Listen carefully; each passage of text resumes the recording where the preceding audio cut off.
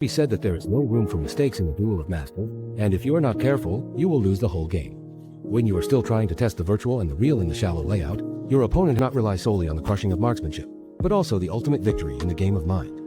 This is the most classic sniper scene in the movie Soldiers in the City. World War II review with more than 220,000 people scored 4 points on Duel, spreading the legend of the duel between the two gods and the scorched earth of Stalin.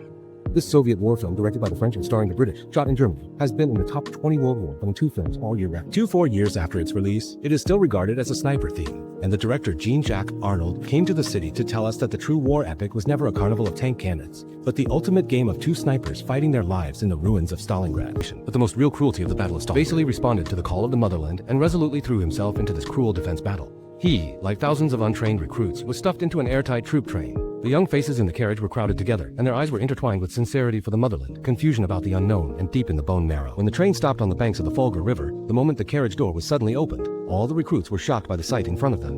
Stalingrad on the other side of the river is full of light. Thick black smoke is like a giant tree that obscures the sky, enveloping the entire city in darkness, and the air is filled with the smell of gunpowder, burnt paste, and blood. That is the truest taste of death. Before the recruits could come to their senses, the officers brutally pushed them out of the car and stuffed them into a small transport ship that crossed the Volga River. As soon as the sound of the pre-war mobilization in Quinn and Britain sounded, it was completely drowned out by the sharp roar of a German Stuka bomber. The shells hit the river like a torrential rain, and columns of sky-high water lay around. Countless small boats were instantly torn apart by such absolute oppression. Because there are too few guns, they cannot fight head-on, so they can only find a corner to lurk down. Many people rushed up and launched an almost suicidal charge against the steel defense line that the Germans had already deployed. Waiting for them were MG-42 machine guns known as Hitler's chainsaws. The airtight Vulcan swept the battlefield, and the roar of heavy artillery on tanks was deafening. The life of the incense fire fell in the light rain like a piece of wheat that had been harvested, and the flesh and blood flew everywhere. Vasily followed closely behind his comrade who was shooting the gun, staring intently at the rifle that could bring life to life. At the moment when his comrade in arms fell to the ground, one more minute if he could hold a gun in his hand. In the chaos, there were a few recruits who could not bear this extreme fear after all. Unable to care about the discipline of the battlefield, they quietly changed direction and fled in embarrassment towards the rear. However, escaping from the battlefield is a taboo on the battlefield, and charged with no chance of victory ended, the battlefield fell into a dead silence. Only corpses and residual smoke remained, and Commissar Danilov was cornered by the German firepower, and could only drag a corpse over himself and disguise himself as a fallen soldier. The German tank began to be crushed indiscriminately. Then he used machine guns to strafe the pile of dead people one by one to make sure there was no fire. Danilov narrowly escaped death, but was so overwhelmed by the strong smell of blood that he couldn't stop vomiting. He took out a rifle from the pile of corpses, and in a fit of rage, he wanted to aim at the Germans who were prepared. In Connie's eyes, Soviet snipers were just a rabble of wild deer, and Vasily's fame was just luck. After arriving in Stalingrad, Connie immediately gave the Soviet army a dismount. He quickly captured the department store and killed 5 officers and 2 machine gunners. Vasily was ordered to be in danger, and under the guidance of his comrades in arms, he quietly came to the vicinity.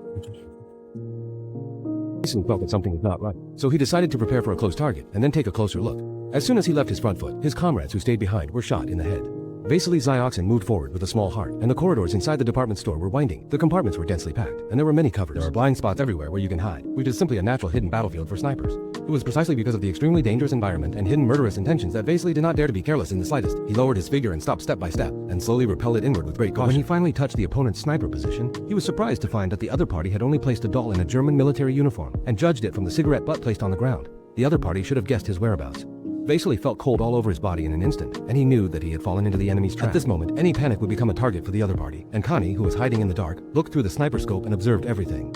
However, he was not in a hurry to shoot, but called for air support. Soon, German bombers bombed department stores.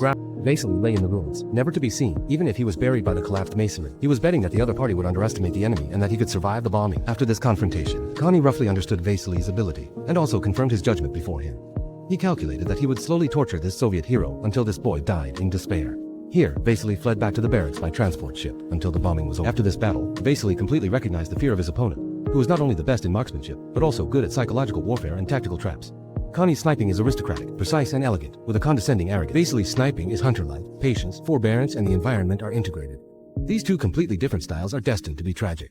In order to lure the snake out, Vasily could only take the risk and attack again. He disguised himself as prey and formed a sniper group with the veteran Kovac to infiltrate an abandoned factory occupied by the Germans. Their task was to cut off the German army's newest buried communication. Although the distance exceeded 160 meters, it exceeded the effective range of ordinary snipers. With his amazing talent, Vasily hit a precise shot and completely cut off the connection between the German army and the commanding force. When the German communication troops came forward to rewire the new wiring, Vasily calmly shot him dead. But they didn't think Connie had long been ambushed in the ruins outside the factory. Looking at everything through a sniper scope, sniper instructor, who taught him how to hide himself in street battles in the city and how to predict the actions of the enemy.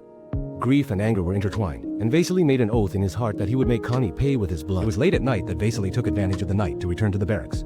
On the other side, Connie was using canned food, bacon, and chocolate to buy a little boy from the Soviet Union, Sasha. Sasha lived in the ruins of Stalingrad, and hunger and loneliness left her with no choice. She became Connie's eyes, constantly passing on information about Valkyrie to Connie. Sasha's heart is struggling. She knows that Connie is an enemy, but she can't refuse food. He maneuvered between Vasily and Connie, and became the most helpless pawn in this sniper duel.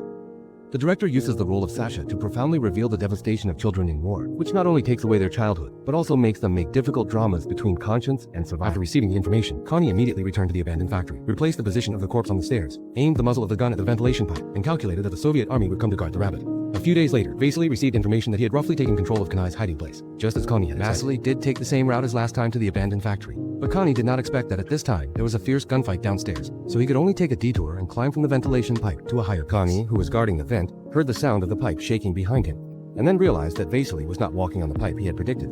So he immediately moved to a hidden fireplace, where the view was excellent and the figure could be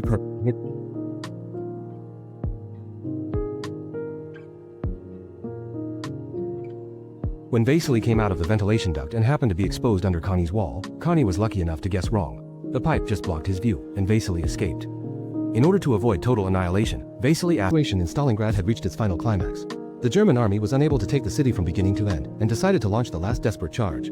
Vasily again had roughly guessed the route Connie was following from the clues provided by the boy, so he took advantage of the dark night to lurk at the train station early in the morning, without waiting for Connie to show up. The tension and extreme exhaustion of the past few days had already dragged it to its limit, and the heavy eyelids were like a sign had fallen, and there was a frenzied fight, and the whole person was on the verge of falling asleep at any time. On the other hand, Connie had already found a dilapidated building, hiding in a dark corner, observing everything with cold eyes. Desire for peace and his hope that he would never give up. That Zheng Y. Danilov used his life to create an opportunity for Vasily to win. His sacrifice was not unnecessary, but to protect the hope of more people. The reason why the film Under the Ice City can be made a classic is because it does not create a hero who has fully created beauty, nor does it portray a pure villain. Vasily would be afraid and confused, and Connie would be arrogant and paranoid. Little boys will struggle and make mistakes. They are all victims of war, and they are all pawns of fate. The director used the most realistic brushstrokes to depict the human nature in the war, allowing us to see that in the darkest years, hope is always the most